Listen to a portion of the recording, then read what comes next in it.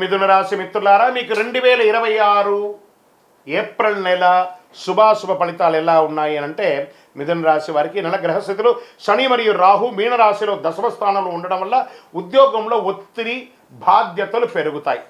కేతు కన్యా రాశి చతుర్థ స్థానంలో ఉండడం వల్ల ఇంటి స్థిరాస్తి మానసిక ప్రశాంతతపై ప్రభావం ఉంటుంది.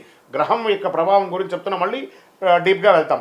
గురు మిథున రాశిలో జన్మస్థానంలో ఉండడం వల్ల వ్యక్తిత్వం ఆత్మవిశ్వాసం పెరుగుతుంది. ఎందుకంటే గురు భగవానుడు రాజు, నవనాయకుల్లో ఈ సంవత్సరం రాజు గురువు కాబట్టి తన రాజ్యాన్ని ఆయన చక్కగా చేసుకుంటాడు. కాబట్టి ఈ నెల ప్రెషర్ ఎక్కువ ఉంటుంది, ప్రోగ్రెస్ కూడా ఎక్కువ ఉంటుంది.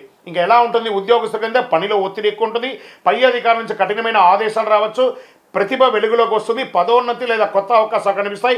ఐటీ సాఫ్ట్వేర్ సర్వీస్ రంగాల్లో ఉన్నవారికి కొత్త బాధ్యతలు గ్రోత్ ఉంటుంది. ఇంకా ప్రభుత్వ రంగంలో అసాంఘికమైనటువంటి కార్యక్రమాలకి పాల్గొనకండి. ఏ విధమైనటువంటి ఉద్యోగస్తులైనా జాగ్రత్త సుమి.